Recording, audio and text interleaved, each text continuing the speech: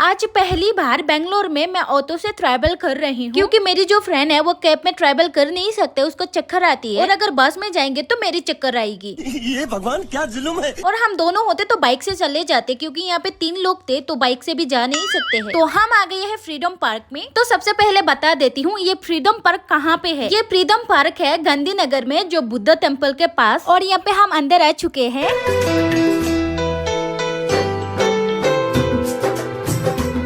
और ये only freedom park नहीं, कोई कोई सेंट्रल जेल भी बोलते हैं, क्योंकि ये पहले जेल हुआ करता था।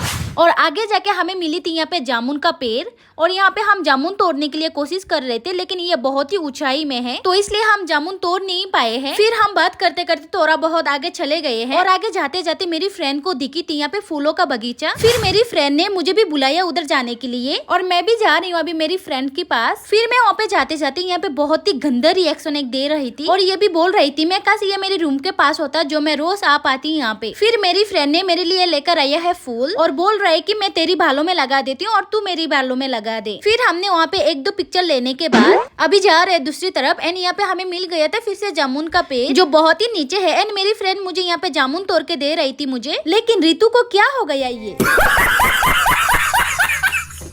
फिर हम थोड़ा आगे गए हैं, आगे जाके हमें मिली थी ये वाला जेल, जो पहले यहाँ पे क्रिमिनल रखते थे। और यहाँ पे मैं आज पहली बार नहीं, पहले भी बहुत बार आ चुकी हूँ। और जब मैं पहली बार आई थी ये देखकर मुझे पूरा बुखार आ गई, क्योंकि ये पुतले देखकर मैं डर गई थी। मैं सोची कि ये रियल आदमी जैसा है जो क्रिमिनल होता है। तो हम निकल आए हैं पार्क से, और वहाँ पे और भी बहुत कुछ है देखने के लिए, लेकिन हम देख नहीं पाए क्योंकि हमें और भी जगह पे जाना है, तो इसलिए जल्दी निकल आ गए। लेकिन आप बैंगलोर में रहते हो तो जरूर एक बार विजिट करना ये फ्रीडम पार्क में, अगर नहीं गए हो। और साथ में हमारा बुद्ध टेम्पल में भी जाके देखना, बहुत ही सुकून मिलेगा आपको। और ये बुद्ध टेम्पल में भी बहुत कुछ देखने के लिए है, लेकिन मैं इतना कैप्चर कर नहीं पाई क्योंकि मैं बहुत ही जल्दी में थी। फिर मैं टेम्पल में एंट्री होते ही मैं चली गई डायरेक्ट पूजा करने के लिए यहाँ पे। फिर हम पेड़ का नीचे जाते ही बैक साइड में रख के हम यहाँ पे कैंडल जलाने के लिए रेडी कर रहे थे। और यहाँ पे हम अगरबत्ती का पैकेट खोल नहीं पा रहे थे क्योंकि इतना कमजोर हो गए हैं हम घूमते घूमते, लेकिन रितु ने फिर भी कोशिश किया है, बाद में खोल पाए है वो। फिर हम दोनों यहाँ पे बैठ के कैंडल जला रहे हैं, और यहाँ पे इतना तेज हवा आ रहा था कि हम यहाँ पे कैंडल ही जला नहीं पा रहे थे। फिर भी हम जैसे तैसे कुछ कैंडल जला दिए हैं यहाँ पे, और साथ में अगरबत्ती भी जला दिए हैं यहाँ पे। देन हम दोनों यहाँ पे बुद्ध वंदना कर रहे थे। उससे पहले यहाँ पे रितु वंदना करके खत्म कर दिया है वंदना। और यहाँ पे मुझे थोड़ा लेट हो रही थी विश मांगते हुए भगवान से, क्योंकि सपने जो बड़े बड़े है, मेरी जितनी भी छोटी मोटी ख्वाहिश पूरी हुई है उसके पीछे 2 लोगों का ही हाथ है, एक मेरी भगवान जी और दूसरे मेरे माँ बाप। मंदिर होके फिर हम निकल चुके हैं केयर मार्केट के लिए। हम ऑटो से आए हैं तो 12 ओनली 80 रुपीज हुआ था, लेकिन अंकल को हम उससे ही थोड़ा ज्यादा दे दिए है, तो अंकल बहुत ही खुश था। रुको केयर मार्केट तो बोल दिया, और उसके बारे में तो नहीं बोला। शायद कोई केयर मार्केट बोलने से नहीं पहचानेगा, अगर चोर बाजार बोलेंगे तो सब लोग पहचान जाते हैं। और इस मार्केट को संडे मार्केट बोल के भी जाना जाता है, क्योंकि संडे को आने से ही मिलती है यहाँ पे असली मजा। यहाँ पे हर तरीके के सामान मिल जाते हैं, जैसे कि होम डेकोर एंड कपड़े वगैरह। और ये चोर बाजार में सबसे ज्यादा मैं नाम सुनी हूँ तो आईफोन एंड लैपटॉप के बारे में, जैसे कि बहुत सस्ते में आईफोन मिल जाता है या नया लैपटॉप, ये सब बहुत सुनी हूँ। लेकिन ये गलती कभी भी मत करना, वहाँ पे जाके आईफोन या लैपटॉप कभी मत खरीदना, क्योंकि नाम का भी चोर बाजार और सामान भी बहुत ही चोरी किया हुआ सामान मिलता है। तो गाइस आज का ब्लॉग यहीं पे ही खत्म करते हैं, और अगर वीडियो अच्छी लगी हो तो जरूर लाइक एंड सब्सक्राइब कर देना। तो मिलते हैं नेक्स्ट वीडियो में, तब तक के लिए बाय बाय।